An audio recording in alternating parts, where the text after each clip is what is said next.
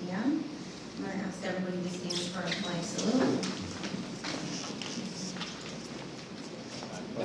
I pledge allegiance to the flag of the United States of America and to the republic for which it stands, one nation, under God, indivisible, with liberty and justice for all.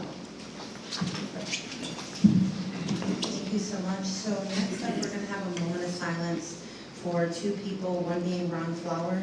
He was a bus driver in our district for 3.5 years, and for Donald Berthoud, who was a grounds worker for 12 years with the district. I'll ask everybody just to have a moment of silence.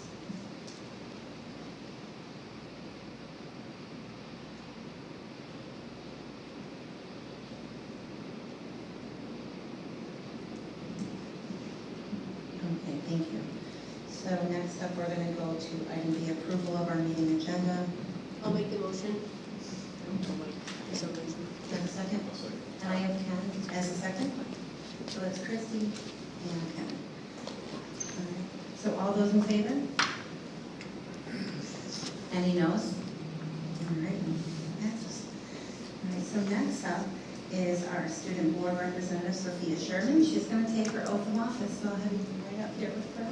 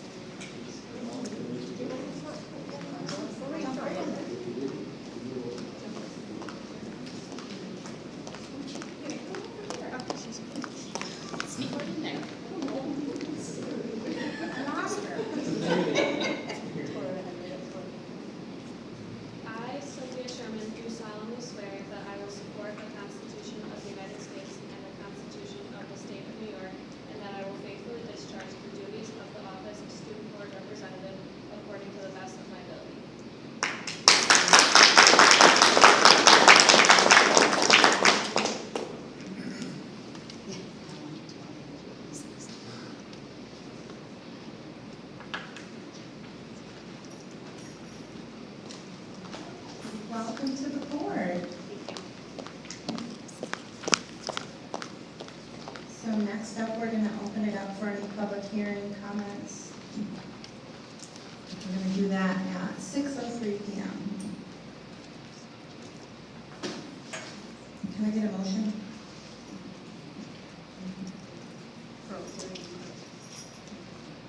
We have no one's right, so we'll just dispense with that.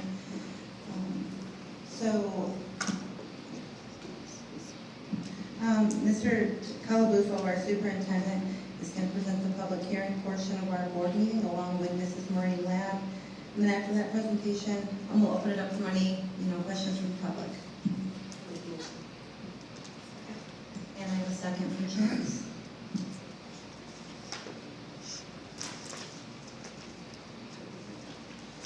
And turn it over to Tom.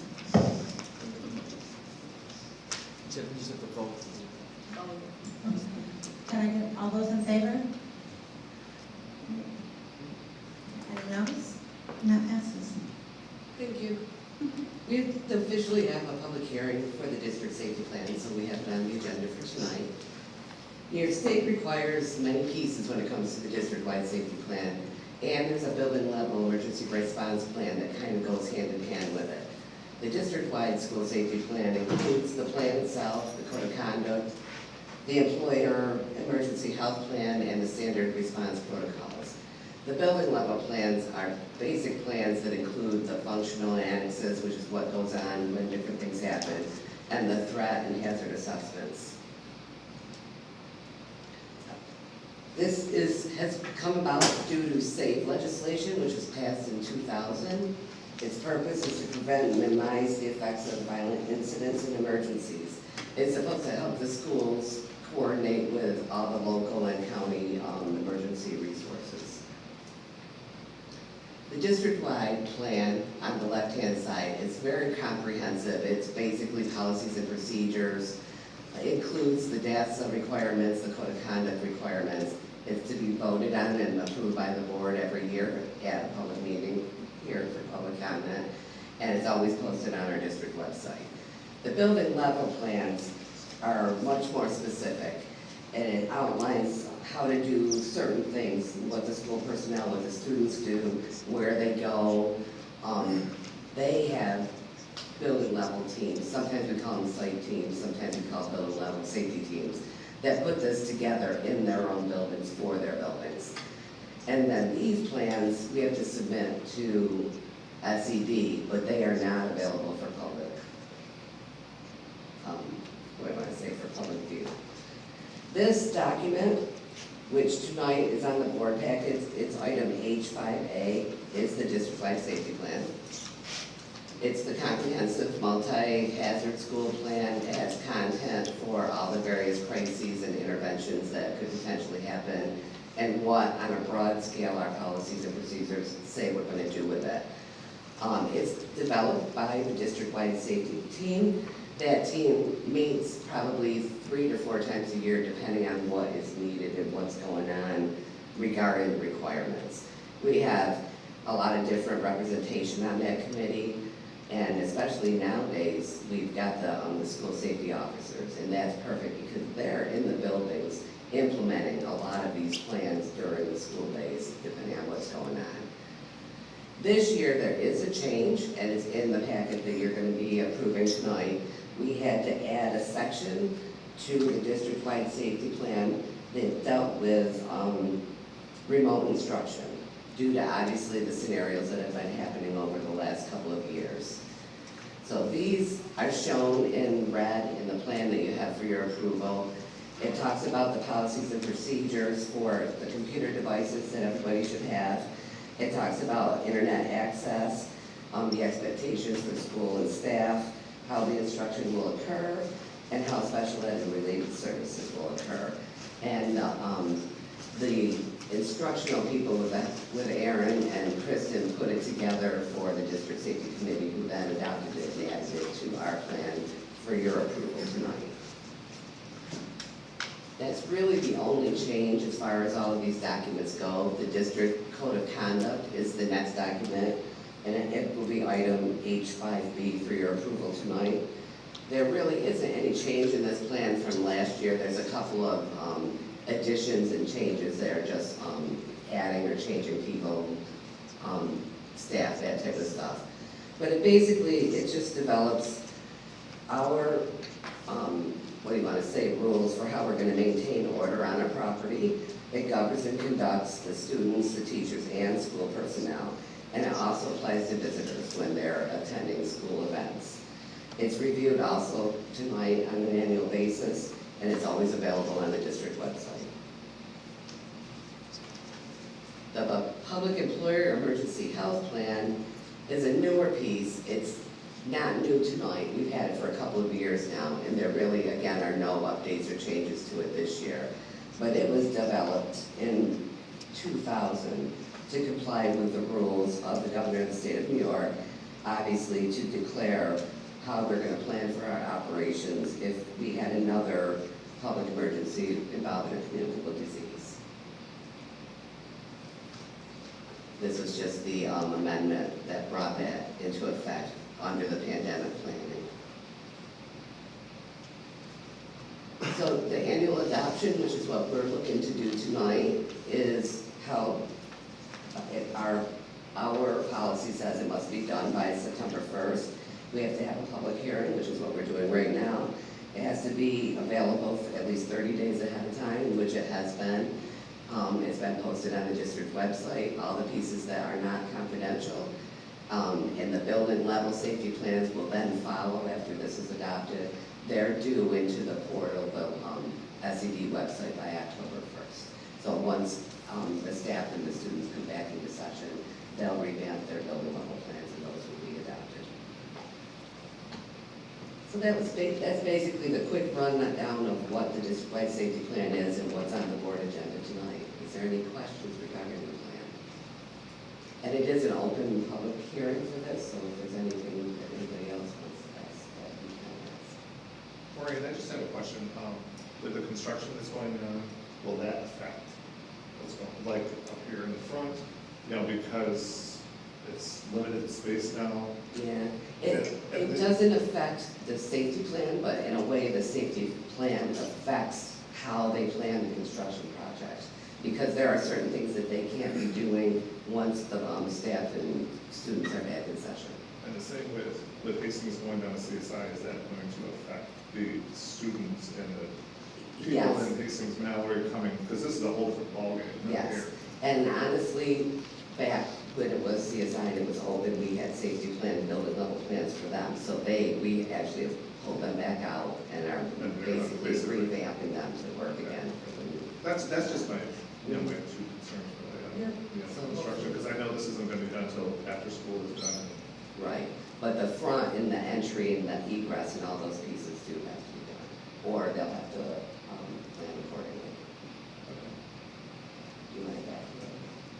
We can't during construction. We good? All right, thank you. Thank you. I'll make a motion to close the public hearing.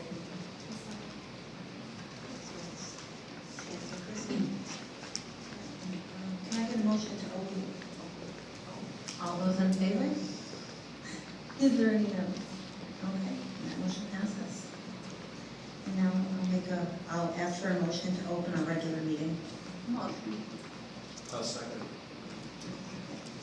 So that's Steve making our second, and Lori making the motion and Steve second.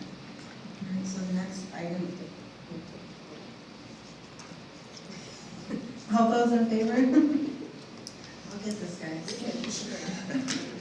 All right, any no's? And that passes. Next item up is, Carol, do we have any blue cards? So we're going to dispense of item C and move right on to item D, special presentations to the board. So we have Kurt Narberg from King Architects will be giving the update on our capital project. Go ahead. Well, hello, everyone.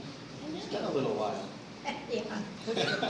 There's been a little bit going on, if you haven't noticed. And this is Patrick from Turner Construction. Who's been Push the button. Push the button. Sorry, I turned it off. I know. It's all right, I can project anyways. All right, so obviously, there's a lot going on. Just to give a quick background, and I'm going to address the question about construction because that's really important. We had the public referendum. We had always intended on breaking the large referendum into two phases. Why? Mostly because we needed to work here at the high school and the work at Hastings Mallory to happen first. And so we expedited that work into SED. That went into SED for approval last fall. We did all of that work in the springtime, and then, of course, all the construction is now going on this summer. And then next summer will be the middle school work, which we'll outline. So right now, we've obviously got a lot of site work going on at the high school, and Patrick will talk about that more in just a second. Next summer, the middle school work will, for the most part, happen. And then the other big piece this summer is the Hastings Mallory work, which then gets us to moving those students into CSI for the fall, so that we can continue that work, because it is pretty extensive, especially with the work with the asbestos removals and then ventilators and the rest of that. From a construction standpoint, we have to follow the state of New York's what are called the 155 regulations. They've been around for centuries, and it really lays down exactly what we can do, what we can monitor, what we can allow contractors to do, especially when there's students and staff in the buildings. And so that really governs exactly what Maureen was talking about, according to the district safety plan and adhering to those regulations. So, we can't have active work ongoing, without separation from students and staff. And then there's a whole series of other things that go along with that from a safety perspective. So if there are temporary facilities needed to make sure that we have accessibility to the buildings because of site work construction, we will have to maintain that to allow all that to happen. All right, Patrick's going to take over for a second here and talk about the actual construction. Sure.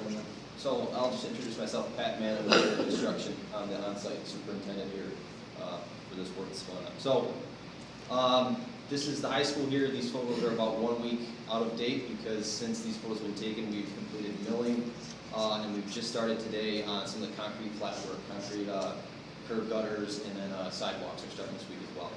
So picture on the left here is the new student drop-off loop that kind of loops around the band practice field. Picture on the right there is the maintenance garage. Storm drainage has been completed.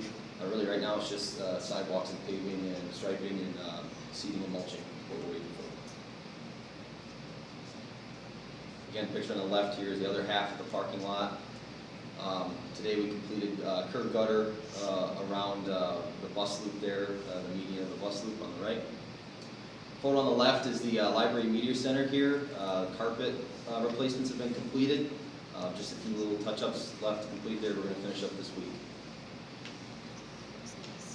On to Hastings Mallory. We're pretty fortunate that we can have this building to ourselves through the summer, fall, winter, spring. Right now, we're about 75% complete with abatement. We're hoping that finishes up this week. Once we're clear of that, we're going to finish our general demolition and move on to things like toilet room renovations, unit ventilator replacements, and flooring, and putting things up again.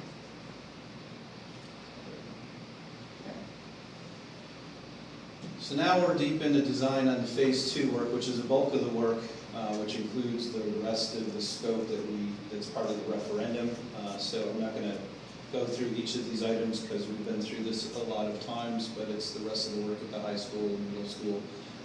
The significant amount of work at A. Cole, because we're going to be doing the walls and everything in that building as part of that scope. And then obviously a little bit more of Brewerton, Millard Hawk, and West Garage.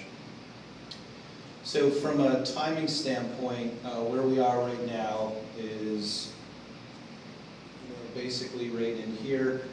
In the fall, we're going to be moving the Hastings Mallory folks over to CSI, which allows us to do that continued construction, which is such a great benefit to the district from being able to continue that work. Keeps a continuous process with the contractors, gives us better pricing, and just gives us a lot less worries when it comes to having to move around students and staff while we're doing construction. So it's great to have that. So we're in design on the phase 2 work right now, so I'm going to shift down here. That work's going to go in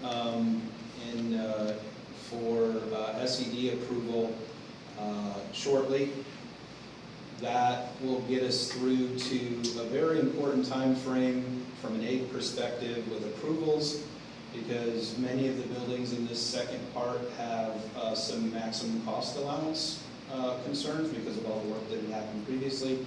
And so we want to make sure that those approvals happen after that 5-year window so that we can get that money back so that we can get aid on it. And so this is all kind of a shell game that we're playing here with all of this, and this has all been planned from the beginning so that we can maximize the aid.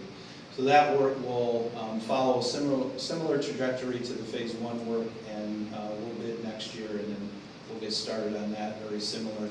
And then the AA Cole group will move in next fall, in 2024. Kurt, Yes? the reconstruction of the middle school entrance, I saw it on for phase 2. Is that planned for next summer, or would that be the summer after that? As I saw that on the list, I saw on the phase 1 list, there was an asterisk that the middle school work on phase 1 was going to be completed next summer. And so does that push the phase 2 middle school work to the following summer, or is that all going to simultaneously occur? It depends. I wish I had a good answer for you for that one. We're still working through those logistics. Part of that has to do with how much, what the pricing is like when we actually bid this work, and how quickly we get the contractors on board, and how comfortable this team is with being able to accomplish which pieces of work at what time. Okay. So ideally, it would be great if we could do that next summer along with some of the other work, but we'll see.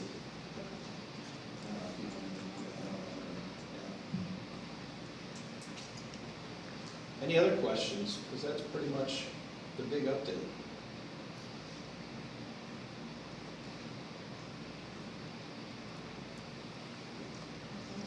Thank you. Thank you. Thank you. Thanks so much. So next up, we have our data presentation. presentation by Erin Phillips, our Assistant Superintendent for Curriculum and Instruction.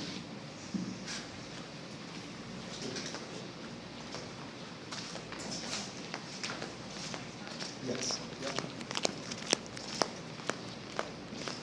So Kristen, you gave an explanation about the data that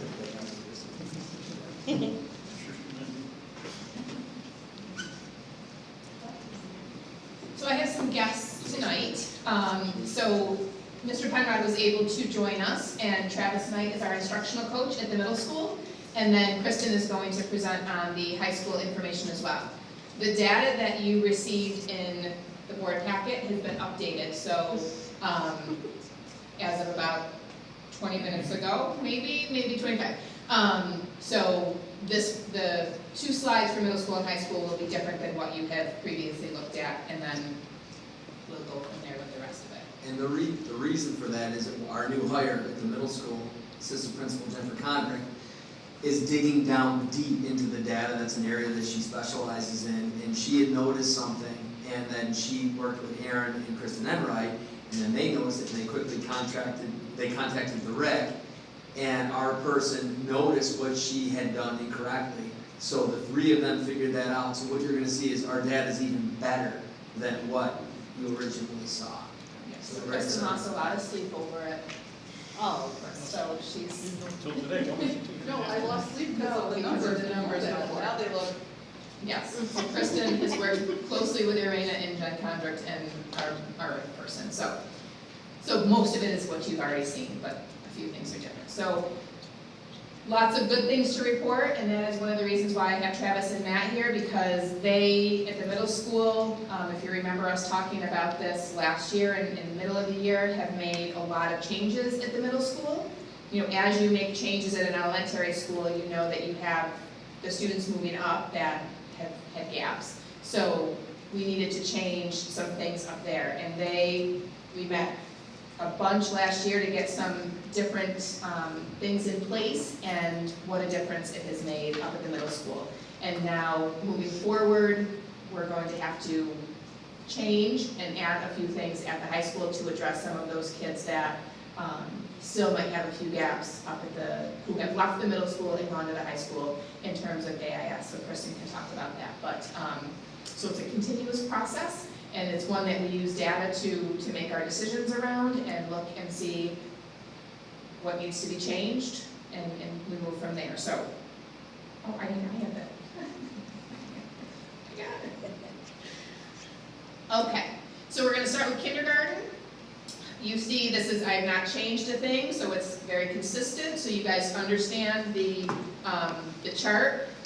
I left the middle of the year up on there because you can see that at the beginning of the year, I go up. Can I take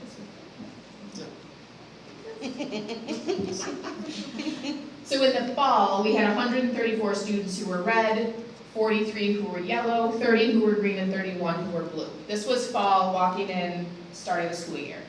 Middle of the year, this 134 moved to 57, and you can see where the 43, and you see the color change.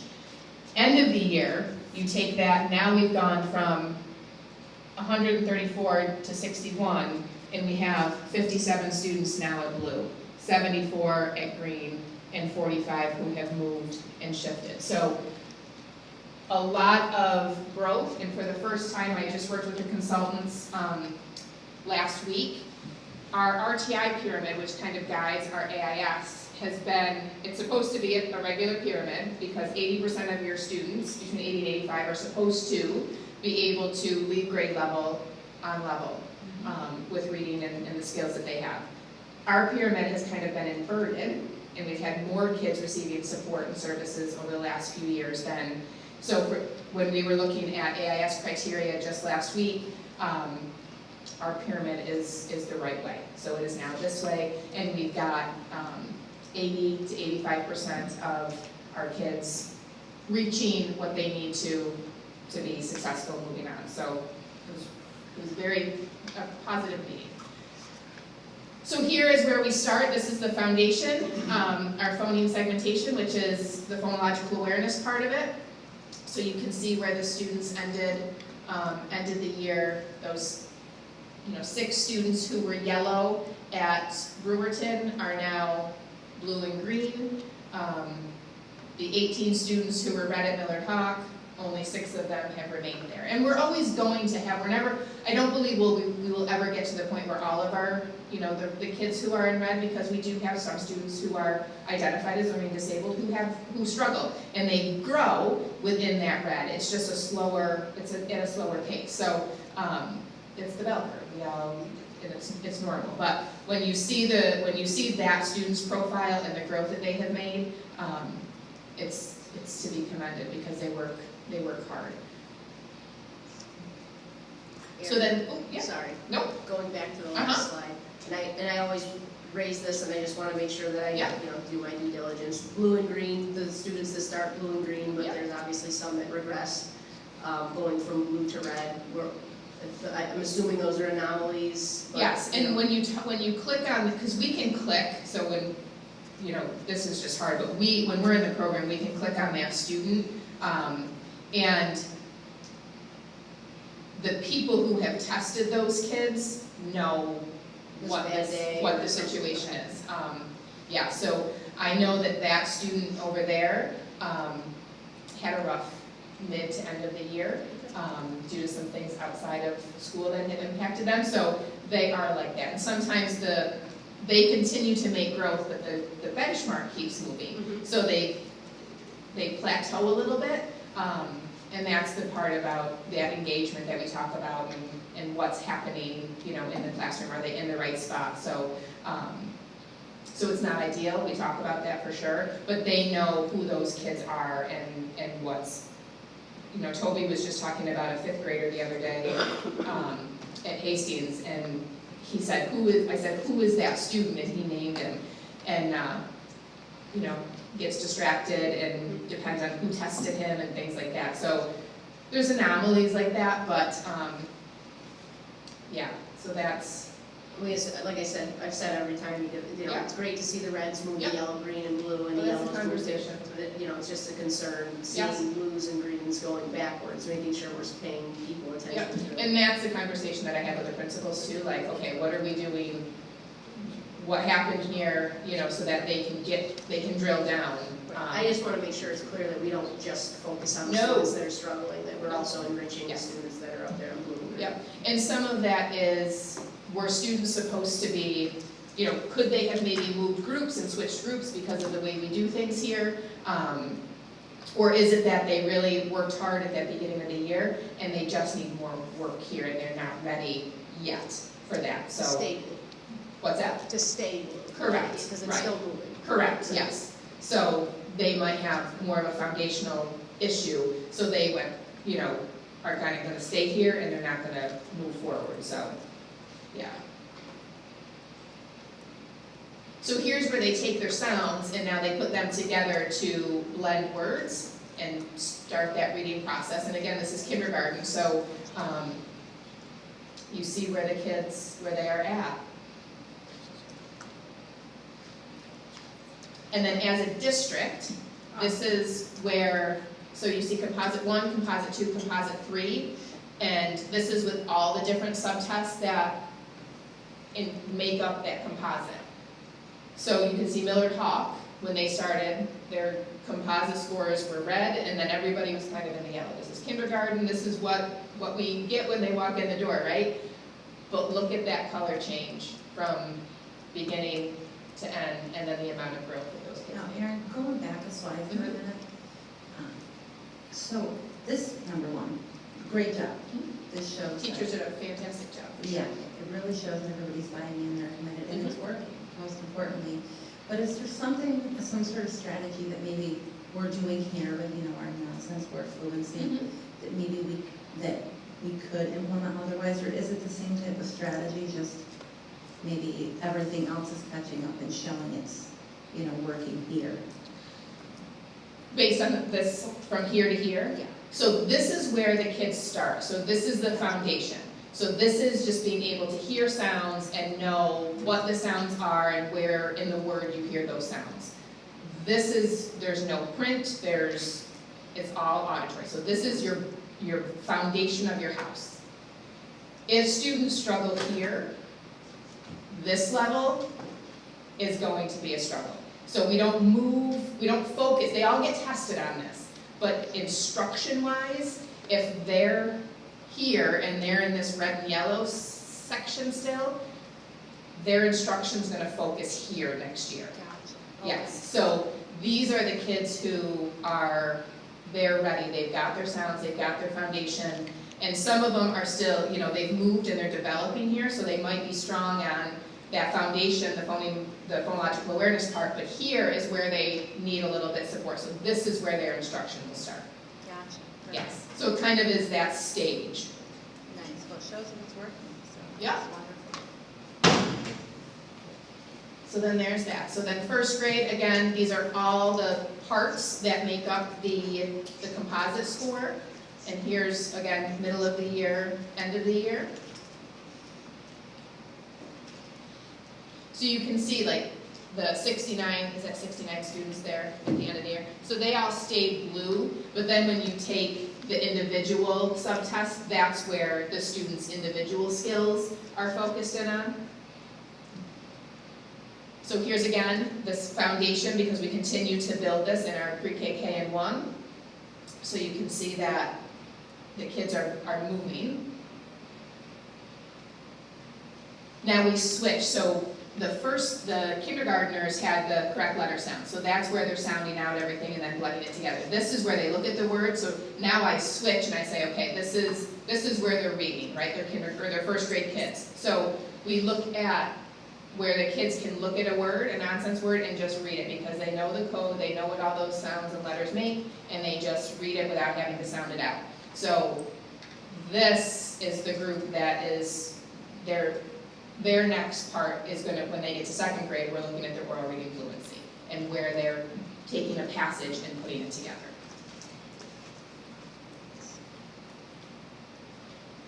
And then first grades, again, the overall, so our first grade group came in pretty good, and then they left pretty solid too.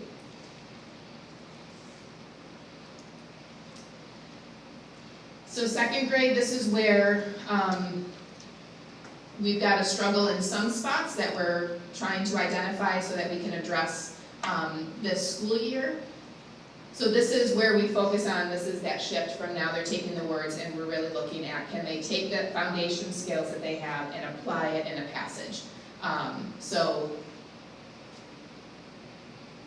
these are our results. So second grade, I know at AA Cole, we're working with that. They've had some absences with teachers, and we're working on that to try to get a solid person in there.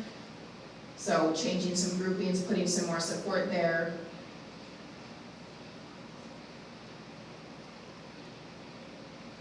And then this is the overall, where they are.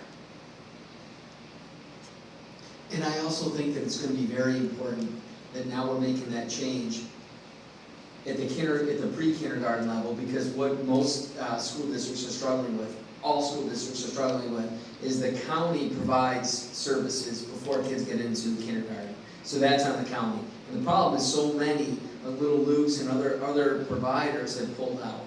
And so we have kids, before they even come into our kindergarten, or our pre-K kids, weren't able to get all of the services that they should be getting based on when they were evaluated.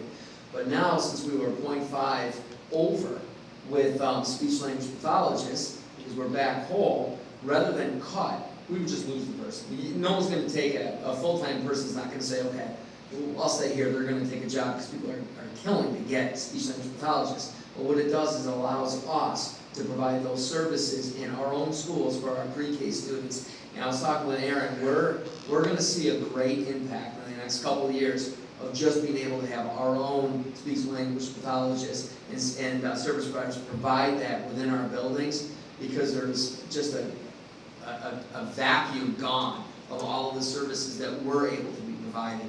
So that's another thing when you're looking at these, that in a couple of years, I think that's going to play a key role. Yeah, because I think that There's no doubt that this doesn't get fixed overnight, right? And you can definitely, if I've sat here and seen the numbers, there's definitely been a big improvement in just the implementation of the whole countywide reading program and that thing. But what concerns me is that Cole, again, is not performing like the other folks have. You know, this is 2 years in a row that I've seen it, so if, you know. Yeah, the second grade group.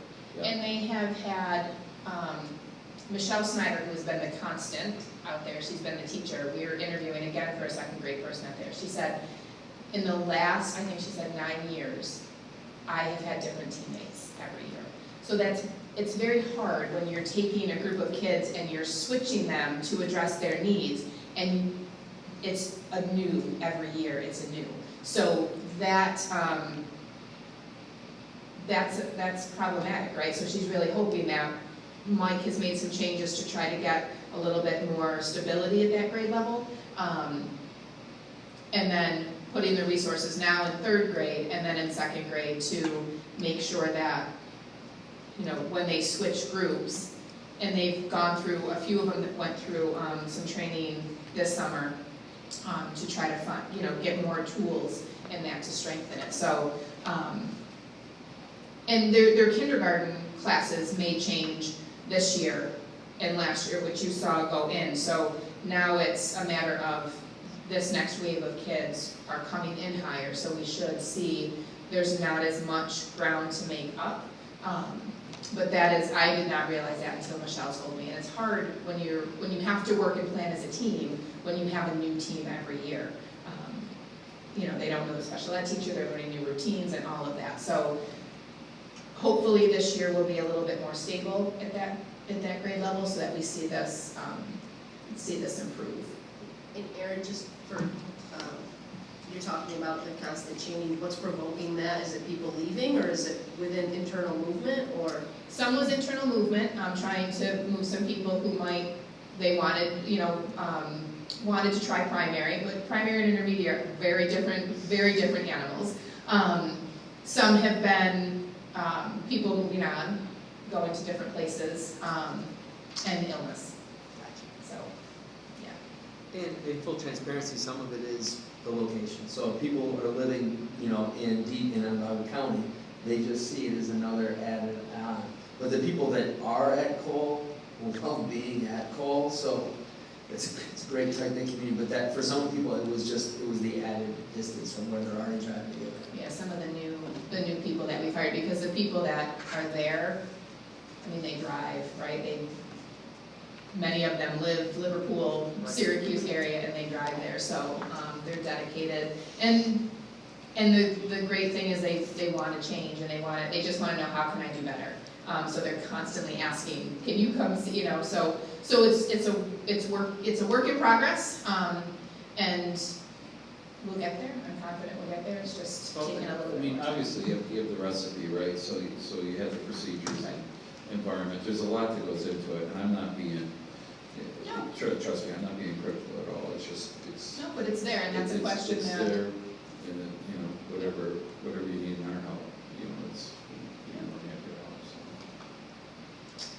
help. So then we get into third grade, and you can see it's starting to make, you know, be consistent, which is what we want. And then fourth grade. So last year we thought it was a one-off with our ORF scores. So when we went with the consultants, we're like, okay, I reached out to 2 schools in the county that use Dibbles as well, because our fourth grade in the winter was really high, and then every building again plummeted in June. So we're like, okay, what we were doing, they continued to do. Even other teachers at that grade level implemented, you know, partner reading, tracking progress, goals, and all this stuff, because it worked, right? We saw that it worked. So the consultants and I went through and we got onto the Dibbles website, I reached out, other schools are seeing the same thing. What we have boiled it down to, and then the consultants and I met with the principals and we had a group meeting.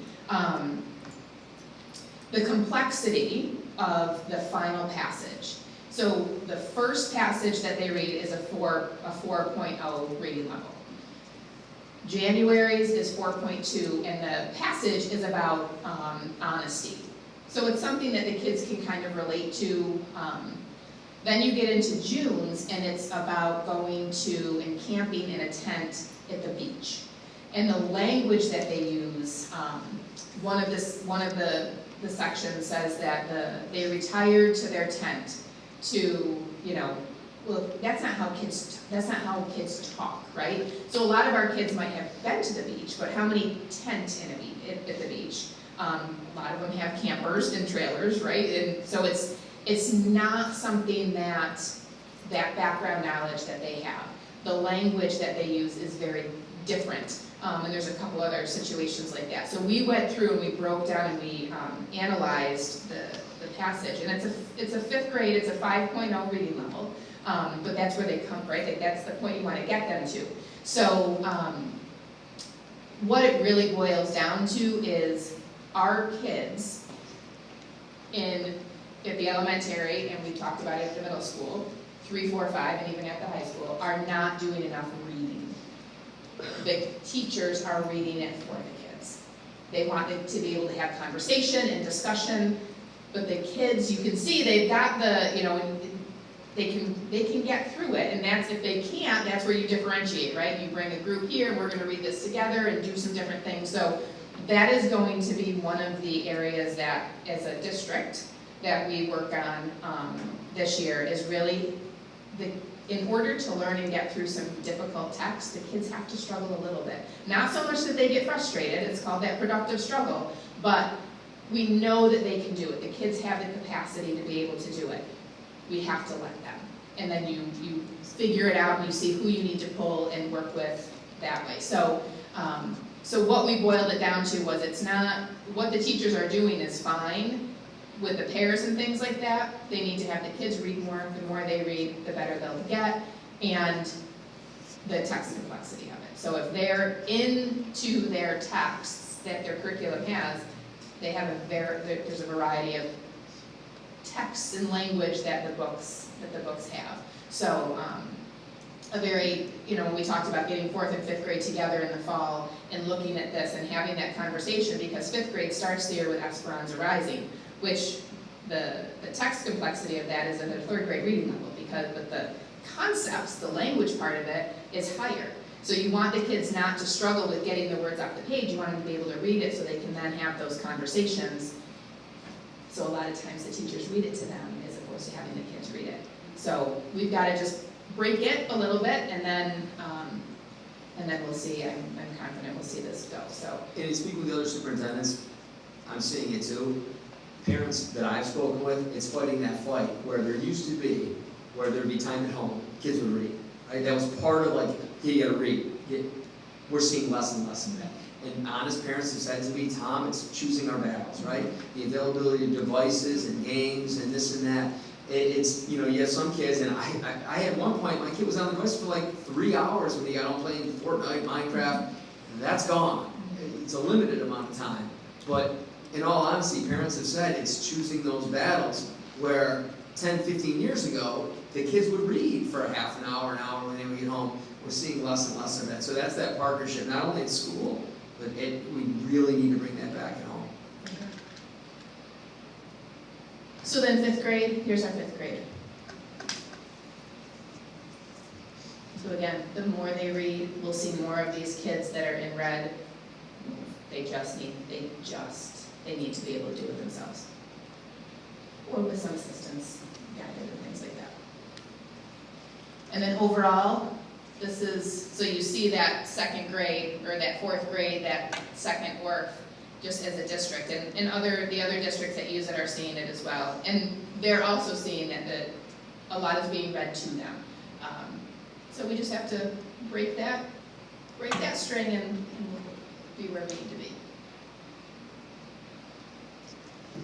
All right, I'm gonna have Travis and Matt speak to the middle school because they have a lot to be proud of, a lot of changes, and sometimes moving middle school kids can be a struggle, right? I have a 13-year-old at home, It's really not fun, so Oh, they're wonderful. Sure. they're wonderful. They're just amazing. All right, I'm Travis Knight, so I'm one of the reading specialists at the middle school, and this year I had the pleasure of working as the instructional literacy coach. So I got to work with and coach something like 14 teachers, but really most of my work went towards the reading department and the ELA department. And we really made big strides and a lot of effort towards getting all the teachers in sync and getting a very robust picture of what the kids could do, what they couldn't do, and then where we could group them effectively. And that, I'll talk about that in a second, but that kind of led us into a lot of big strides at the middle school. So up here, we've got our reading intervention data. We have two fairly intensive reading classes at the middle school. Reading intervention is a non-IEP Tier 3 class. So we service something like 20% of the kids. And then we also have an IEP-only resource reading 5-1 that we'll also look at that for comparison's sake. But what we saw is the blue bars there, that's September when the kids came in, for example, on Silent E. All the kids who were enrolled in reading intervention, more than 50% of our 6th, 7th, and 8th graders could not demonstrate mastery on Silent E, which is like a bugbear for across the district and across the region. Something about Silent E is just awful. But if you look, by May, we've got that up to 75% of the kids who are left in the class were demonstrating mastery. And that's very important because we also moved 40 of our kids out. They promoted out. So that data picture is actually incomplete. It's much higher than that 76, 77% mark. And that's true all the way up. So it kind of starts with simpler skills and then it works towards more complicated skills. The one that scared me was the multisyllabic words down there on the right end, 3- and 4-syllable words. That's our content area vocab. That's your social studies, your math, your science concepts. Those are 3- and 4-syllable words, and our weakest readers were struggling to access them. We did a lot of work with that. One of the other hats that I wear is I'm one of the letters facilitators, so I do all the professional development along with Toby for the letters program here, and we happen to be training all of our reading specialists in doing multisyllabic word work. So we were able to roll right from that training into in-classroom coaching support and look at the results. 3- and 4-syllable words. Our weakest readers in the school went from 30% of them were able to demonstrate mastery to above 75% in the course of just a few months. So the reading intervention data was really, really positive. And a lot of it goes into those teachers that we hired, their hard work. They really worked their butts off to be consistent about the data, to be able to differentiate, and they work with me a whole lot too. This is a different question. So 5-1 is that IEP-only reading resource class. It services a much smaller percentage of kids. It's capped to 5 kids at the most, and they're working with a special education teacher or a reading specialist.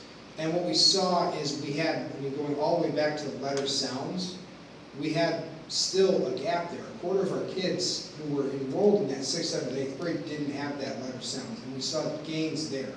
Aaron talked a little bit about the kids who they are identified as learning disabled, or but they grow a little bit slower. But across the board, even in those weakest skill domains, we still saw kids getting more and more accurate, kind of like all the way up. And you can see the growth between September and May with those kids going all the way up to the multisyllabic words. And what they were doing in 5-1 is very similar to what we were doing in reading intervention. It was just a more intensive version of it. They really take their time to work at the kids' pace. They check frequently. They have them reading a whole lot. That was one of the nice things about our program, is we were able to integrate more and more reading as the kids were able to get more accurate and faster. We were able to get them reading more and more and more. Talk about the vowel R, right? Wow. Well, you got 5 patterns and 3 spellings, right? And then there's no real good pattern to teach the kids, so But it's to a lot go, of but to go from Look at that, the growth. the growth of that Yeah. is They really worked on that one, because you try to explain it to a kid, you're like, okay, these 3 say it can't just figure it out. So we really did word family work in that case with them, and that's something that we didn't know if we were going to be that successful. Now, So- is this program similar to the last one that some of the students graduate out during the Yes, year? So yeah. that's also, We moved those, 11 kids out at the end of the year. so those May numbers would actually be higher. Mhm. But That's Yeah. fantastic. Yeah. They really did a great job. And the other thing too, it's not here in the data, but if you were sitting in the room talking with the kids, there was like a momentum for the kids getting out. They saw other kids getting out. They were much more positive. I've been a reading specialist in the district for 7 years, going on 8 now, and I know a lot of the kids feel trapped. And this is kind of the first year where all of a sudden they had wind in their sails, and they saw their friends go out, and they're like, oh, I can actually get out here. You know, and they set goals and they work with teachers. It was really fantastic to watch. You were able to see the transition, so the buy-in, the letters program is phenomenal. I think, yeah. It wasn't that long ago that our country was tops, right? And then we dropped like 37th, 40th in the world, and people couldn't figure out why. And the reading teachers were like, wow, this is how I've always taught reading. It wasn't until they broke it down, and again, kudos to the administration, but really, Travis, kudos to you to get a lot of those teachers who are veteran that have always done it the same way to really get that buy-in, because it's been phenomenal, and you played a key role in that. Thank you. Toby too. Yeah, I copy absolutely. my best methods from Toby Toby. St. so. John, absolutely. But it also, you know, you have a schedule. And the middle school has been, a lot of times, that's always the thing with the schedule, and the schedule dictates a lot. He doesn't know reading, he's a science guy. But I told him, I'm like, you gotta try it. He was the one who said, we're gonna have a 4th period in 6th grade, walk to reading. We're gonna take it from the middle elementary and we're gonna do this. And he worked with the counselors and made it happen so that he could work with his reading teachers to be able to move kids as they develop skills, move them. That's not something that has been able to happen at the middle school. And I was an admin there for a few years, so. Move them without changing their entire schedule, right? Their Because it was team or within that, they had all those reading classes right within 4th period, so it was real easy when he would sit down with them and say, okay, these kids are ready to move, who's ready, you know, here's in these groups, so, The walk the It's a lot of skills work. model was really fantastic. I think it was a big part of the success is if I've got kids that have phonemic awareness issues, they're struggling to get sounds out of words absent print. And I've got some kids that have silent E issues, and I've got some kids that read pretty well, but they've got some issues with like fluently decoding multiple syllable words. Previously, I had all those kids in one class, and we didn't really have the flexibility to move them, and we had to differentiate, which we did. But this year, we had the ability to like actually identify those groups and put those kids together and provide targeted differentiation. And I really think that really worked. So actually, I think it's on the next slide. One of the things that we did is we all adopted that 6-step phonics lesson plan, especially for the first 3 quarters of the year, until we had demonstrated that most of our kids who were still in the Tier 3 reading program, they didn't really need phonics. They needed more words and they needed more reading. So we started to shift away towards the end of the program. And we had that Walk to Skills program for all the 6th grade classes. And what that means in a nutshell is we've got kids in our 6th grade core reading class that's universal for all the kids. We've got 6th grade reading AIS going on at the same time. We've got 6th grade reading intervention and 6th grade 5-1. So if we can show that you have mastery of the skills and you're ready to move on, it's not a big bomb in your schedule. You just move right on up. And even within our 7th and 8th grade classes, most of them were being taught at the same time, of a kind. So if we had to shift you because your skills had gotten to the point where you really kind of fit in better with this group now, we were able to move them without, again, blowing up their schedules, which was huge. And it helped with communicating with parents as well. You know, saying, hey, your kid has gotten this far, we're going to move into this class and get them to this next skill that they need. I think it was a good community connection too for us. So we got spoiled a little bit this year with the 95% group phonics lesson library. So every teacher has the like high quality, multi-day, resource-rich lessons that they need through the 95% group materials. It's fantastic. And we got, it says dozens, but I think it's more than that now. It might be in the low hundreds of decodable reader titles. So, and that gives every kid something that they can read at their level, and then they can partner read to work on fluency, and we really made a lot of use of those. We have all of our reading specialists now, and our 5-1 reading teachers are fully letters trained, which is great because it means we all have the same toolbox of strategies that we can dip into, or online resources, and a common language about teaching and thinking about reading and writing. They added me, you know, but I'm kind of the least part of this equation. And, no, because the embedded coaching, to be able to get it, PD is PD. We can send people to letters training, but if there's not that constant embedded coaching, just like any sport team, right? I mean, that's how you improve, and those constant conversations and tweaks that could be made instantly, that's huge. It's huge, and you did a great job. If you've ever played a sport, and you had a coach say, no, you need to go out and you need to go 2 steps to the left and then 1 step to the right and then circle, that's one thing that the coach will tell you that, but Travis can go in and do it at the same time you were doing it with the same group of kids and really show you what's happening, It was a how lot to of make it fun. work. And that's, This year was a lot of fun for teaching, for sure. and he still got to teach, so we like that. Yeah, they still gave me the difficult students. So, and all of the reading specialists, I think this one was really big, because for the last 6, 7 years, I couldn't meet with my other reading specialists. The schedule just didn't really allow it. It had to be after school, or we couldn't really switch kids, you know, and it's just a fluke of the way that it was. But this year, we got spoiled again. We had a 3rd period for all of us to meet. We did it once a week, and we would go through what are the issues, and it wasn't just like, you know, planning, it was, let's look at our caseloads and figure out how can we shift them around to balance them better. If we have kids promoting, do we suddenly have like a class that's really small, we could rebalance a little bit? Or do we have a focus that we can move towards? Or do we want to have a combined project to work on? Nancy Whitney led the way on a couple combined projects that were a lot of fun for the kids and, you know, put wind in their sails. And then once a month we got together and we looked at all of our diagnostic data, and we had that whole picture of the kids, and I had all the people who knew those kids personally to tell me if there was a fluke, you know, with the particular kids testing that day, or if something was going on. And if we did have like a really tough nut to crack, we had 4 or 5 specialists sitting in the room, and we could sit and have kind of a forum on that kid and air our ideas and figure out how we reach that kid. So that was huge. Like, I'm hoping that that's still around when I go back to teaching.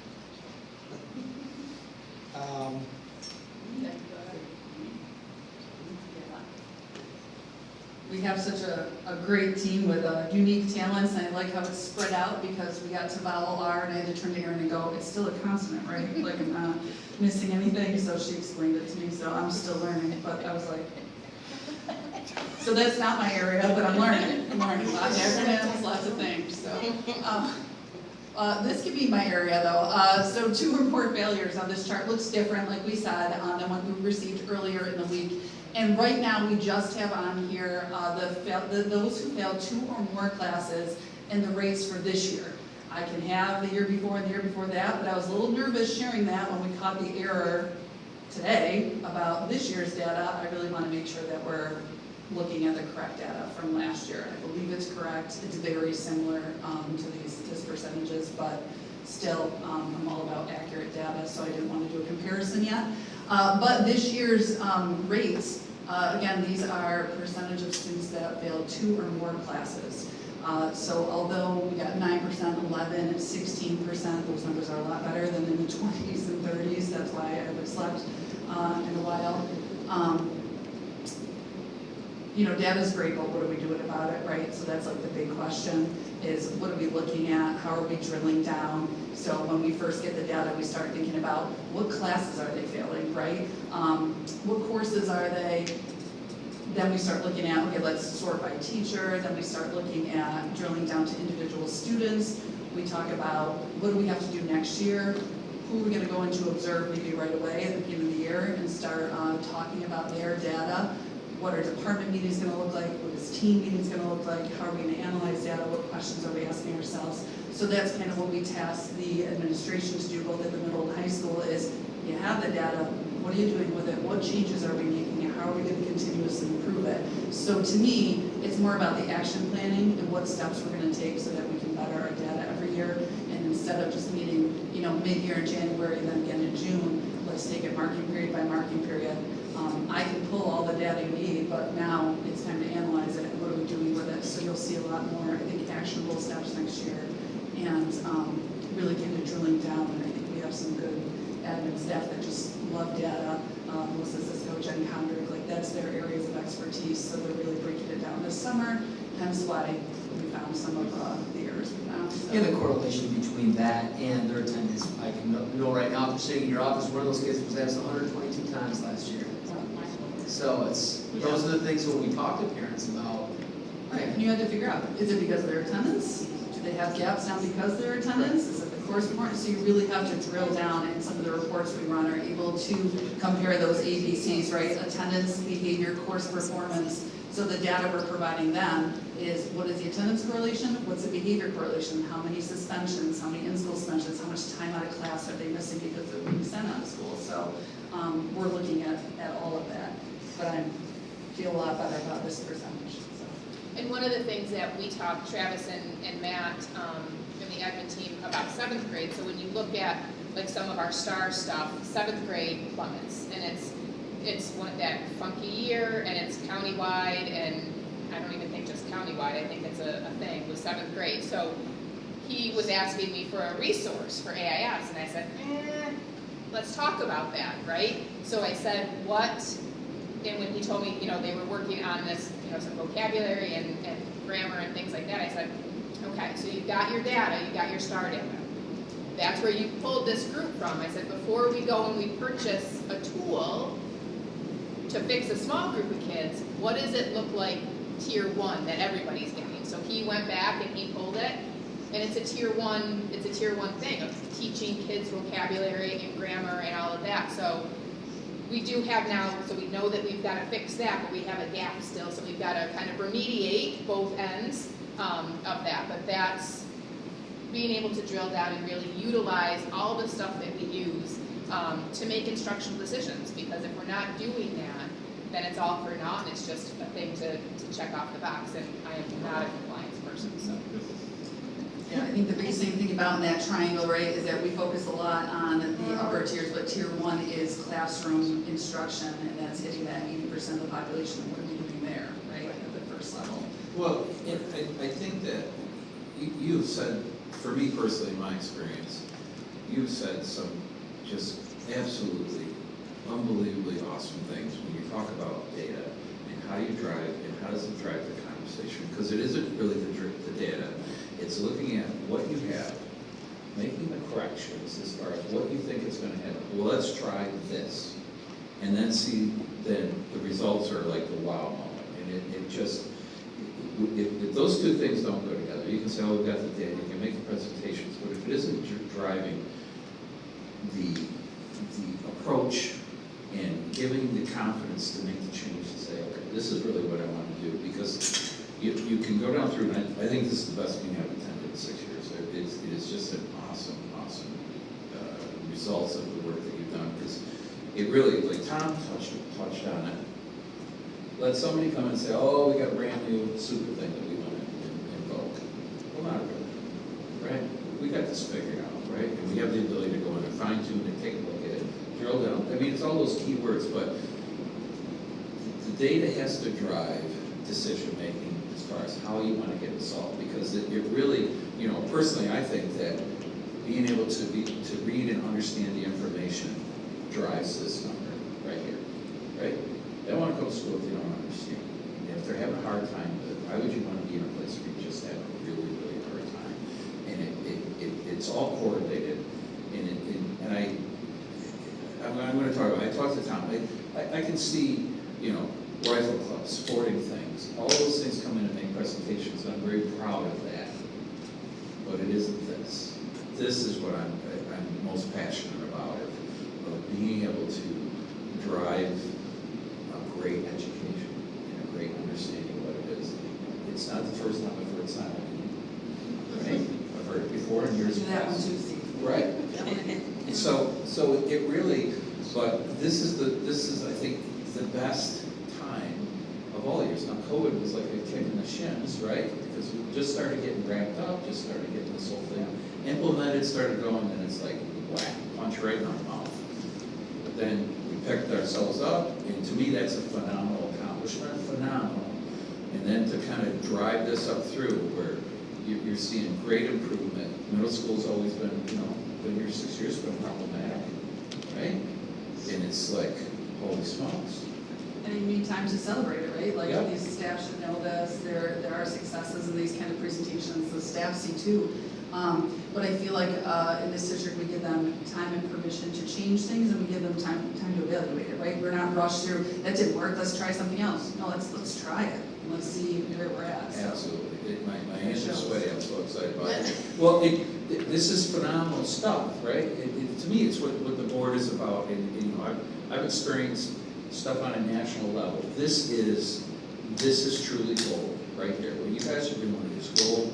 It is awesome, and to me, yeah, it should be celebrated, because this is, you can take Deming and constant improvement, how you do it, it's celebrated. It's an awesome accomplishment. It truly is. Congratulations. Kristen, I just have two questions. One, I think I can assume the answer to, but all those changes that were on the prior slide that have been made in the middle school, Yes. are those obviously being carried forward and continue to be implemented? Is there efforts to try to implement them at other levels? Yeah, for instance, I know it was one grade level, you were able to fluidly move through the different reading sections, right? Was that sixth grade or Yeah, seventh? we focused on sixth grade last year. We were able to, and we started with one grade before we jumped in with both feet. And the good news was that we had enough progress in seventh and eighth grade too, that we were forced to add some other classes, which was kind of a challenge partway through the year, but we did it, and it's been built ahead of time this year, since we know that's the direction we're going.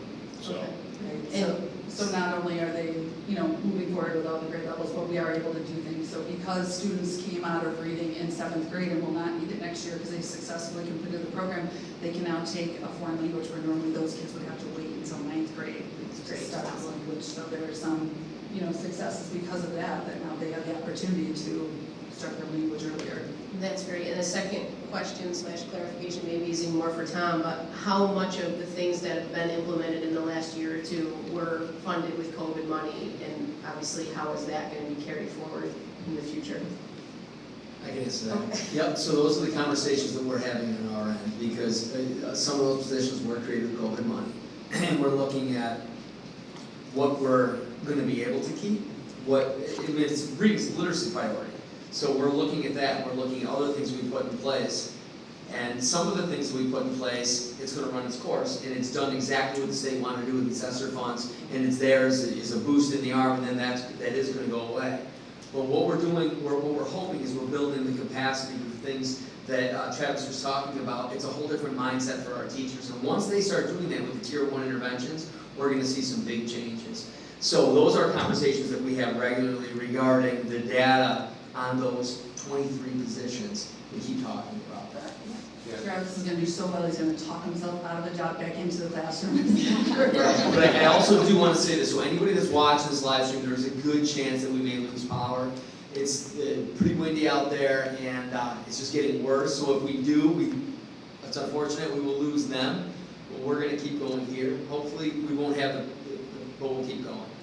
Do you have any information on the $100 million that the governor proposed for reading for our COVID? Have you seen, I heard it on the news like 2 days ago. So yes, the governor had put something out, we had a conversation. If you really look at the fine print, it has all these point systems on being able to get it. So you have to be the most impoverished school districts to be able to even get any part of that money, is the conversation that we were having. And We Travis, get 0 points with our We get percentage. 0 points. and he's also trained some of the reading teachers and special ed teachers up here at the high school to continue to move, So it is, because you can't, right, we see, there's still gaps. So we've got to make that next shift, so. Just one thing, the benefit of doing the letters training as a district, rather than just, here at one building at a time, is we get to have conversations with elementary, with intermediate, and with the high school. And so those teachers are now hearing, okay, here's how you do things at the middle school, here's how you do things at the high school.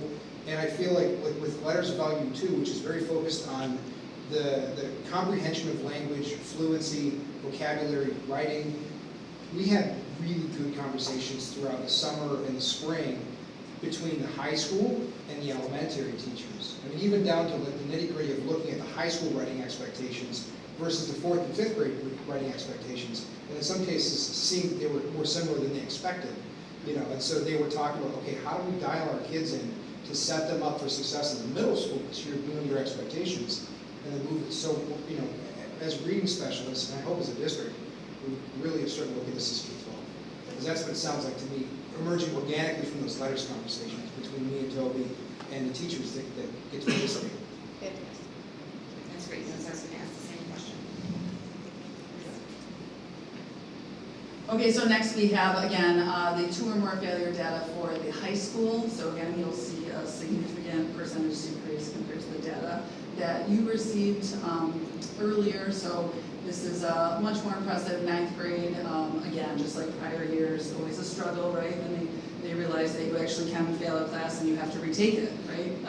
So that, I think that 9th grade aha awakening, that'll always be our biggest. I don't want it up at 20%, but I do think that is the year students kind of realize, oh boy. And I can't wait to see our summer school data. So as summer school lines up, you know, students, we do have a lot of students taking the summer school courses and how much credit we earn, and then we're still doing the right thing because our summer school data has been phenomenal the last 2 years with students passing classes, and our teachers have done a lot of hard work with that. Our STAR scores we only offer STAR for reading, not for math at the high school level. And you'll notice the percentages in blue are the percentages from this year, and the ones in the black writing, the first ones were from last year. We always have questions about STAR data at a high school level, so we met with Renaissance, the company that STAR works with, just to talk about the fact that a lot of our kids have like topped out at the reading level, so they keep telling us when they take it, they're getting the same questions over and over again, and even they don't really want to take it anymore. So they're kind of questioning, what am I doing, why am I still taking this? So it's kind of a struggle in high school to find the best time to take it, right? So we drop everything and try during advisement. They'll drop everything and say, let's just do it in everyone's English class. So they've tried different things because, you know, you offer it multiple times throughout the year. When's the best time to have a kid sit down? They know it's not for a grade. They even show us how much time they spent on the test, and you'll notice in high school it dwindles, right? They're just clicking through. So is that the best measure? Well, you'll see down where it says the algebra exam, we did shift a little with math this year. English and math are going through a curriculum audit. So they are creating common assessments. So no matter which teacher you have at 9th grade for that course, everyone is giving the same unit assessments. And so we're wondering, is that data the smart data to look at, right? Because we created these assessments. There's more than just 3 times a year, right? And let's start looking at that. And then let's have conversations as teachers to say, hey, you know, my kids did better on this unit, or how come all of our kids are struggling with this area, and kind of breaking down the assessments that way. And is that it's just another data point. Not saying we're never going to give STAR, but I'm just saying to add like another piece to it. These curriculum audits, the teachers are working so well and so hard on them, and they're making adjustments. And so to not have that data point would be a miss, so I think that would be something we're going to add. So math tried it this year, again, adjusting the tests, right? Like they gave their first round this year of assessments that created last summer. Then this summer they made some adjustments, especially since the regions came out. Now they have more than one example to look at. And want to talk a little bit about AIS. So there is a safety net for the regions. It just ended. So this summer will be the last time a student can receive a 50 on their Regents exam and still pass. That's not true for our students with IEPs. This is all students were given the safety net. In the future, only students on their IEP with safety net will be able to receive it, unless we get different directions. But as of right now, so when you look at those categories, the total number of students that took the exams, some of these exams are not mandatory. You only need 5 exams to get a Regents diploma. Passing with a 65, we created that column. And we created a column with a passing, like an additional, if you look at algebra, an additional 47 passed with the safety net. So we have to think very carefully when we're planning for AIS next year and in future years, those students would not have received a passing grade. Will the test change since there isn't a safety net? You know what I mean? Will the scale change a little bit? We're not sure. But we know for next year there's 32 students that will need AIS in algebra. If we were including those safety net students, a possible 79. So when we are planning for future in AIS and how many classes we need, we have to take that into consideration that, yeah, this year's numbers look nice, right? But in future years, we have all these kids that receive the safety net. How will they perform next year as the test changes, the scoring going to change? Or will more students need AIS services? So with the numbers looking a little low, like biology and earth science right there, with 3 and 11, the high school has already started to identify students that either just passed, right, with that safety net help, and kind of putting them in first marking period to give them that support in their next science class so that they're not falling behind. It's not mandated, but we will recommend that and put that on their schedule for next year so that they can start getting the services ahead of time. Kind of all I have for that chart. Any questions? Okay.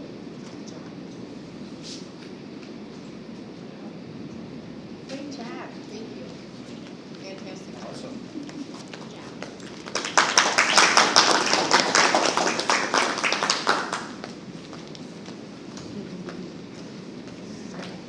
Thank you so much for those presentations. So now we're going to move on to item E in its entirety. Does anyone have any discussions surrounding items E1 through 3? For a second. So we have a motion from Randy and a second from Christie. So all those in favor? Any noes? And that passes.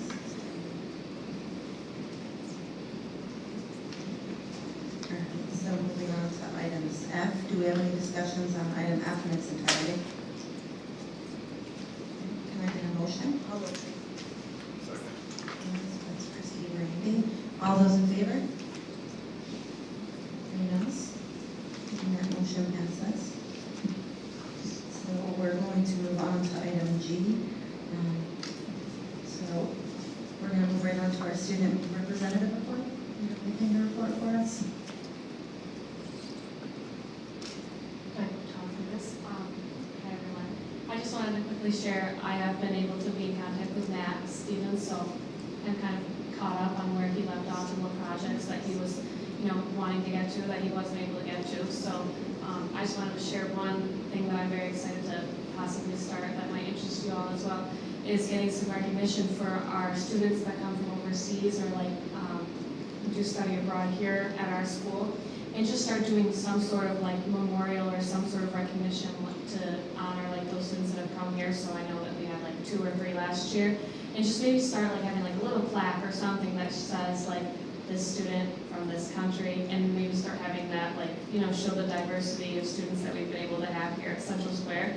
That was one thing that me and Matt both thought was very interesting, because we have had quite a few different students from quite a few different countries. So if that's something that interests you all. As a thought process for you, we did contact Mr. Keller with the speech at graduation, and when I graduated, we used to have these foreign exchange students tell the whole staff. I vote on that in a second. The one thing, Sophia, that I'd like to add to that is I think we should also recognize the families that take them in. Yeah. Just had a conversation with Mr. Patch, he's had 8 different foreign exchange students. But I think that's huge too, because if they're not taking them in, then they're not gonna be able to be here. And definitely do that in part of But that's a thought process too, especially that the people that are in the community know that too, like at graduation and stuff like that. Really help you're taking it. Absolutely. That's wonderful. That's all. Well, that's wonderful. So we're going to move on to our board member reports. Does anyone have anything that they want to report or discuss on? I think, I don't really have an answer, but I think it's gonna be something that we're gonna have to start talking about or have to start thinking about, and that's the world of AI. I've watched probably in the last 2 weeks, maybe 15 to 20 YouTube videos on it, and it's coming. And I think that how we embrace it, learn about it, report on it, there's a million different things that are gonna go on with it. Like I watched a video where they said that in 3 years, you're gonna get the complete benefit of an AI on your phone, in a file, and you won't leave the internet. In 3 years, you will get a complete AI with everything, all information everywhere. The AI is figuring out how to compress files and do this on its own.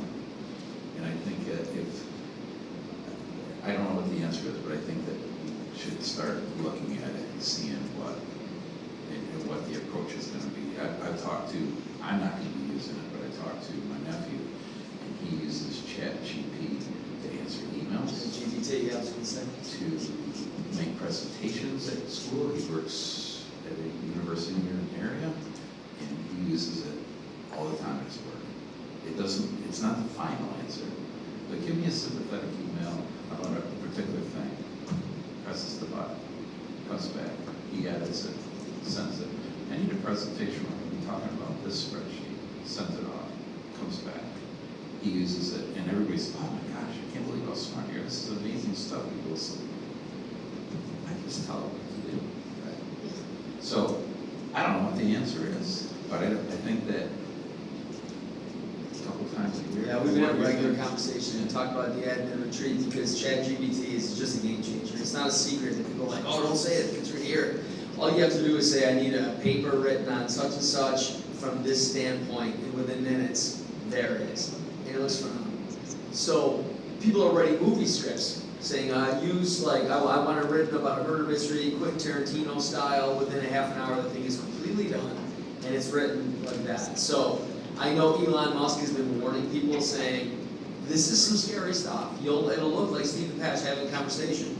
It's not, right? So it's something that we were talking about as superintendents, but I think it's also New York State is really getting on this, but it's like the technology now is past where we're at.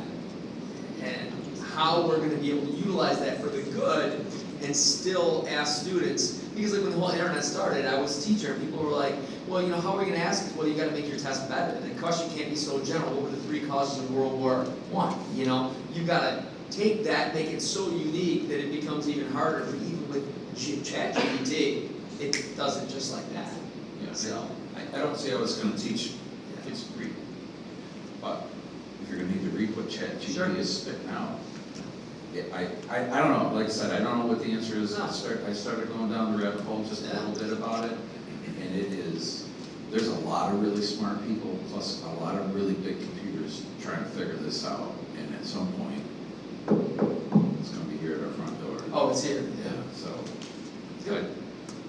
I don't know what the answer is, but that's my thinking today. Maybe they'll have something in this one. They probably will. They will. ChatGPT, I'm sure they will. That ChatGPT is just one. There's gonna be hundreds, like this one. It's like, you won't need the internet. Sure. Everything you possibly can need is gonna be on your phone in 3 years. I don't know. So, Speaking of this a little bit, we're starting to toy with the notion of getting a board retreat put together. So the next couple of weeks, I'm going to get out a Google poll just to try to see when the best time of day, location, et cetera, for everybody. So I'll make sure you guys fill that out when you see it, hit your email and get it back to me so we can try to get something put together. We've got several new people on the board. I'm still kind of new-ish. But I think having a board retreat would be really nice to get us all on the same page and school up on some things. So, just to, put that on your radar a little bit for what's coming. Someone have anything else?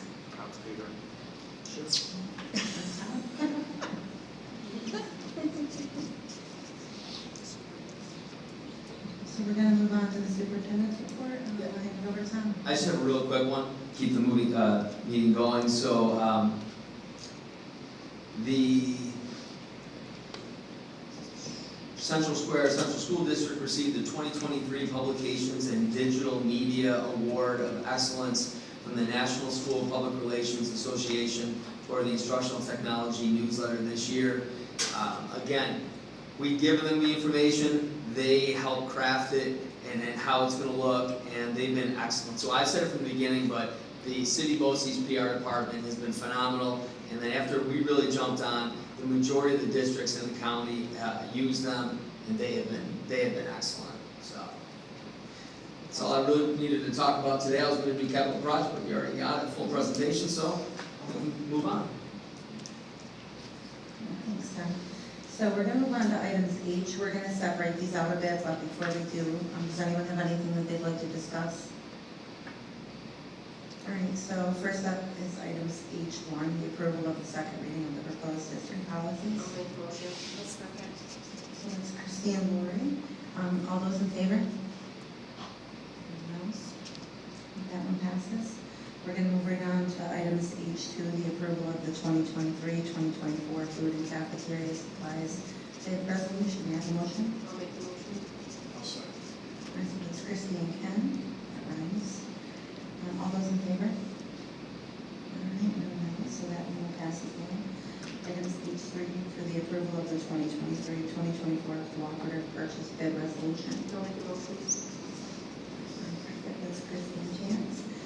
Items H4, all those in favor of this? Oh, I back up to items H3, I was doing so good. All those in favor? Got a little bit.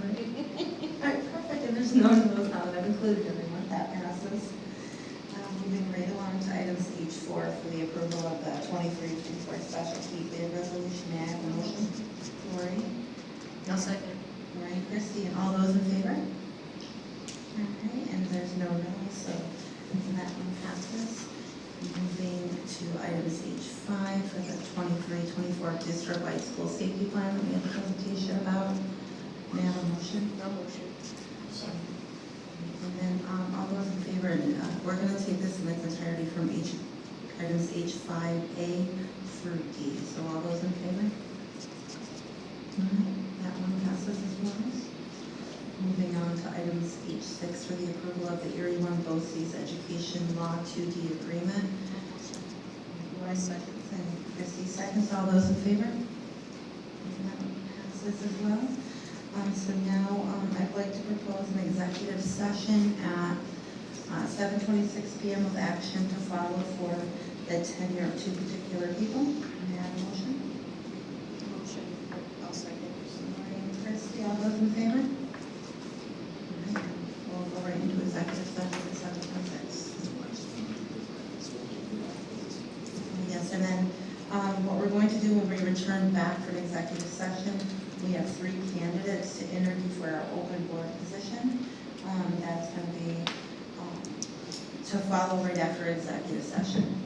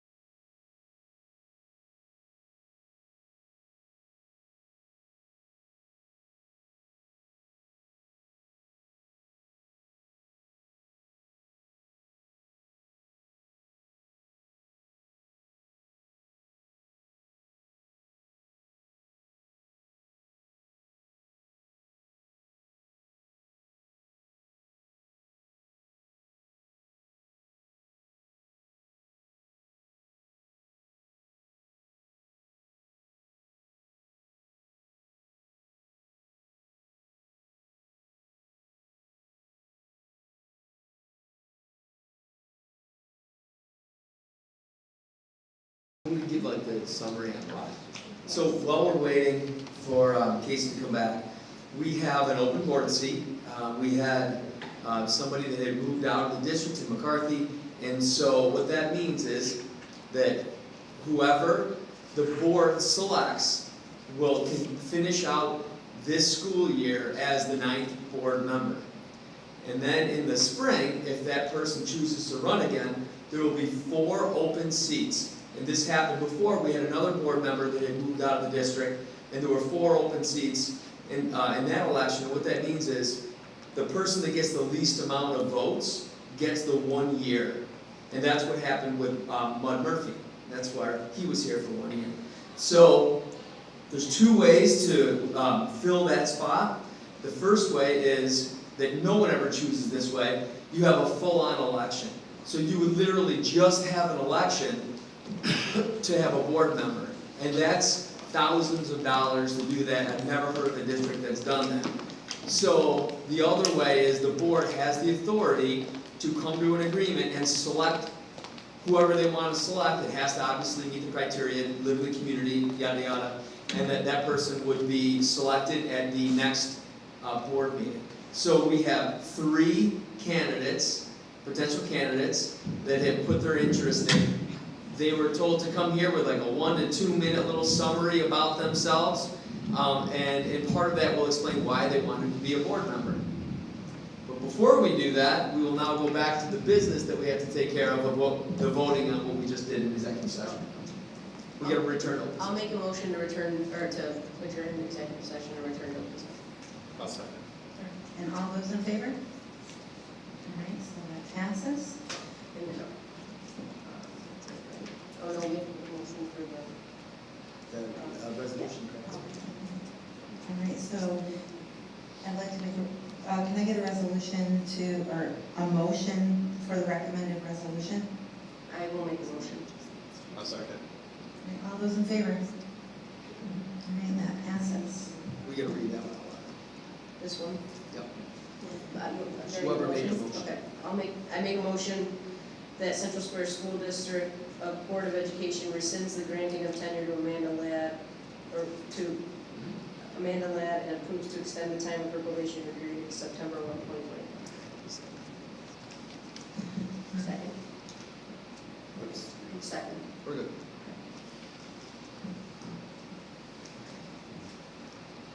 Now you just Call them up. Yeah. So if we, Oh, wait, we didn't go? yeah, we did. You voted and then we put that part on. So at this point, if we can have our 3 candidates come, I guess. One at a time? Yeah, come to the podium. So what we'll do is there an order that we want to go with? Pick Pearl. Yeah, go alphabetical. Alphabetical order, there we go. So, I think.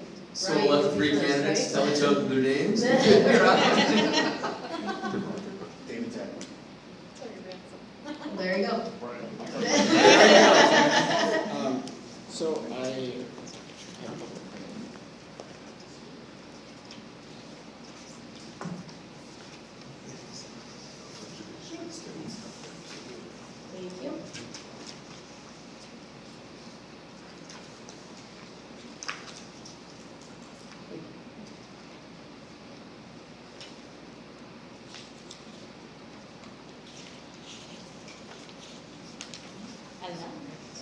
good for you.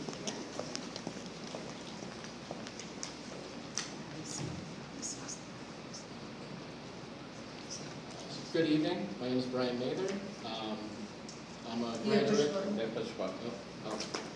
Oh, there we go. Can you hear me now? Yes. All right. Good evening, my name is Brian Mather. I'm a graduate of Paul B. Moore. I live in the community. I live in Brewerton. I own a law firm there.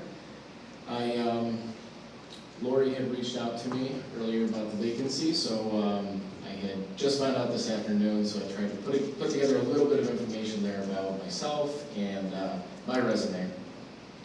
So I am an attorney. I graduated from Paul B. Moore in 2004, and then completed my undergrad at St. John Fisher. in 2008, and then law school at Syracuse University in 2012. So I do have my own law firm now. I went on my own in 2015. And I do currently serve on the board of the Chamber of Commerce for the Lone Town. I have a 14-year-old in the district. God help us all, he's almost 15. But I do have a passion for the community. I have served in a number of different roles. I had served as a judge for the 2018 DECA competition, and I haven't been able to serve since with COVID and a couple of things coming up, but I'd like to serve again. It was great seeing some Central Square participants at that point. We had a really great time in that competition. I've also been a coach for both soccer and basketball in the community, and we always try to sponsor different music programs and things at the school. Honestly, I try to put roots down in the community, and I do, my wife is a school psychologist, so as far as data and interventions, we take that very seriously, and it is very important to us. We want to make sure that not only other Central Square graduates like ourselves, but also our sons' peers get the best education, best opportunities that are available. So I'd love to have the opportunity to be able to have a hand in shaping that policy and a larger decision-making capacity. Thank you. Thank you. Thanks, Brian. Correct.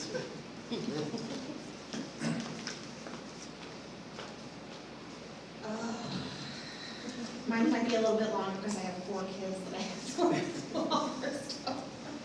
But my name is Terry Ransom. I work for a insurance company, Cedric Insurance. I've been there 16 years and I do work from home, so my hours and whatnot are a little bit more flexible than somebody who might work in an office or communicating back and forth. I've been in the district since 1989. I started my journey with Central Square in 1st grade at A. Cole, graduated Paul V. Moore in 2000. So I've been here quite a while. I have 4 children, very, very proud of each of them. My oldest is Juliet. She graduated this last June. She, like myself, attended BOCES and was inducted into the National Honor Technical Society. So I'm extremely proud of her. She's been involved with numerous activities. Her biggest being cheerleading, Pop Warner, all the way up through the varsity high school team.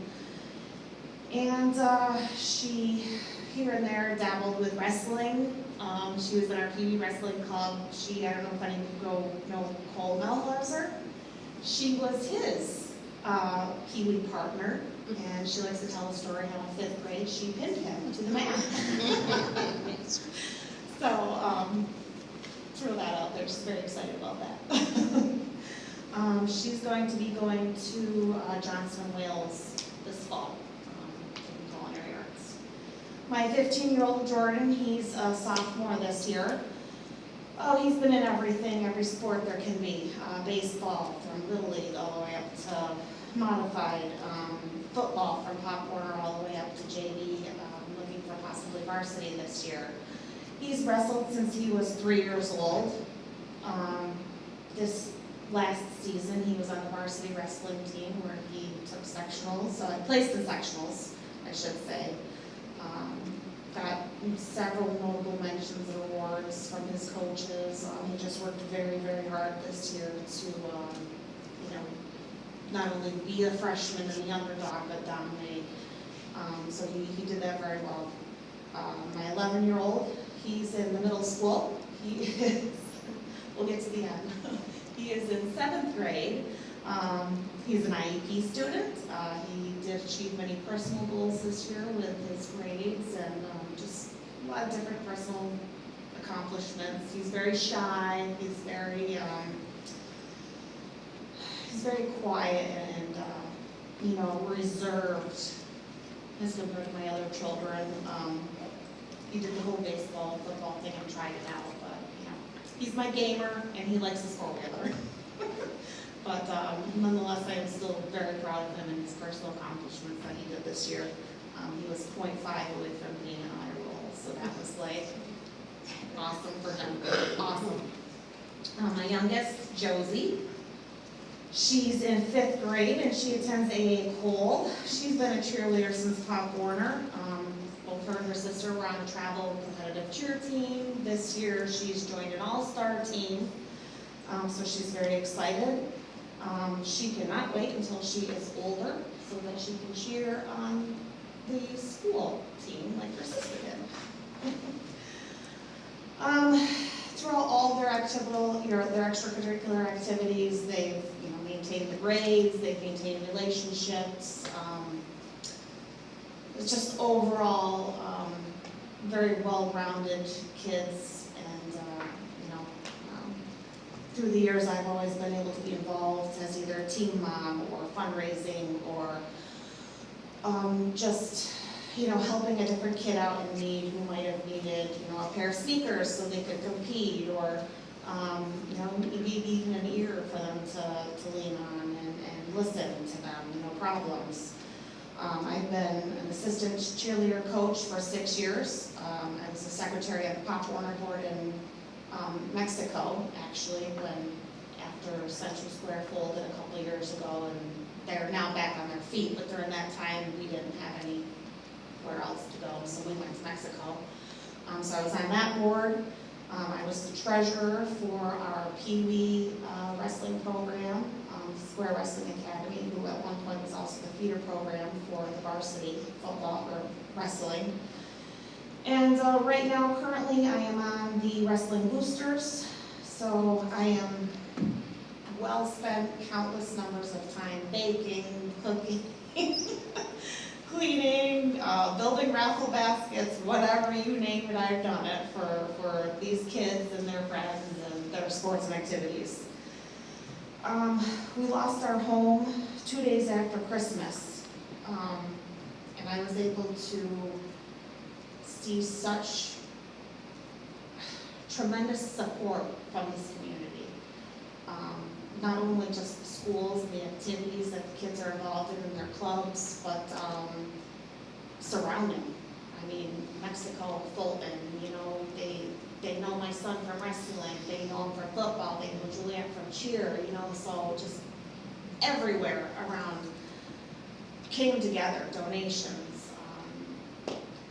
I can't even explain and express to anybody how much came in, the love that came in during that time of need. It was unbelievable. And we were truly blessed, and it just confirms to me that the more people give and the more people do, like all those sleepless nights I had, when I was in need, it all came back. And it was just so amazing to see communities do that. And I just would like the opportunity to be on this board, to give back to the community, to help the district grow, to continue to be the model for all the other districts in the area, to show how motivated, through an involved, community-oriented board, can make a difference in our children's lives, and we can continue to lead the way for education for all the other surrounding districts. Central Square is definitely unique, it's definitely special, and I think other schools see that, and I think that we should continue to strive to be the best that we can so that they can model us. That's it. Thank you. Thank you.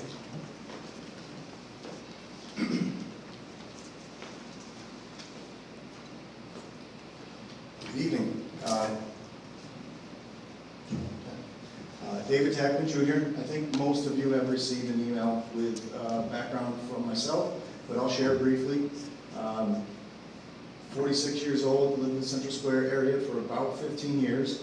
I'm not fortunate enough to say that I was a Central Square graduate, but my wife and I did choose this district to raise our children as a strategy for our family, and I have no regrets of it whatsoever. Parent of 3 boys, one as a graduate from Central Square, Logan Mooney, He's now 23 years old and doing well for himself. And 2 younger children, one just leaving the middle school, going into the high school, Caden Tackman and Cooper Tackman leaving Miller Hawk and heading off into the middle school. So I can say for 15 years we've had great joy in raising our family here. Personal goal for my wife and I is that all 3 of our children graduate from this district. And over the 15 years, it's been open arms for me. Born and raised in the area, a graduate of Cicero, North Syracuse. And knowing that this community brought what I would want to raise a family and being afforded that chance, it's been great for us. So my wife has had the opportunity to volunteer in both AA Cole when we lived in West Monroe, and extensively many hours in Miller Hawk. And she's been actively involved in the school district. I've been fortunate enough to see quite a bit of evolution of our district in those years. I can remember coming to board meetings when they were talking about closing buildings, moving buildings, renovations, why, how will it impact the students, and all the concern that the parents have had and the effort that the board has put into it. The data it shows it today. The resiliency of this community, what all of you have done. Credit to 2 candidates that came out as well as myself to have an interest in this, to volunteer our time, and appreciation to all of you that are putting in the work and the effort to make sure that our kids are afforded the best education that we can give them. For myself, 28 years in the telecommunications industry. I'm currently an engineer with Verizon, principal engineer for the 5G product. And prior to that, I was managing the construction department for Central New York and the FiOS installation and repair for Syracuse. I really can't think of any place else that I want to raise a family, and if the opportunity exists, I'd like to be a part of the board and make sure that our students continue to get the education that they deserve. Along with that, some of the background that I have that I can bring to the board to help with decision making. Many years of working in the professional industry. Sometimes the decisions aren't the easiest ones. Sometimes it can be pretty difficult. Open communication. For myself, it's looking across the board, not just for me. I don't have an agenda for this. My goal is to make sure that my children are afforded a great opportunity. Coaching youth sports, being involved with the outdoors, and getting kids involved. Knowing that I can come into the board and bring some to the table that will help with the decisions that have to be made in the near future. I look forward to the opportunity that presents itself. Thank you. Thank you. So I'd like to just give a round of applause for 3 excellent candidates. And so again, full transparency, if the board members can all let Pearl know by 9 a.m. tomorrow morning what your choice is. The reason why it's a quick turnaround is because registration for school boards is 10 a.m. So we want to be able to give that opportunity to whoever the 9th board member is to be able to be selected. Once Pearl gets those, she will then she'll email the whole board and say, here's the count, here's the tally, this is going to be the person, and then we will contact the successful candidate as well as the other 2 candidates and thank them for coming out. So that is the process. So candidates, you can definitely expect a call either way tomorrow. But we very much thank you for coming out and putting your interest in. We greatly appreciate it. Thank you. Thank you. Thanks. Okay, so moving on to item I, adjournment. Can I get a motion? Steve quickly gave us his motion. Stay. Stay all you want. You're by yourself. All those in favor, except for Ken. All those with a no? No. All right, well, Ken's gonna abstain or vote no for majority. He'd like to stay here with us forever. Thankfully, he is not the majority, so that motion will pass at 7:52 p.m. Have a great night.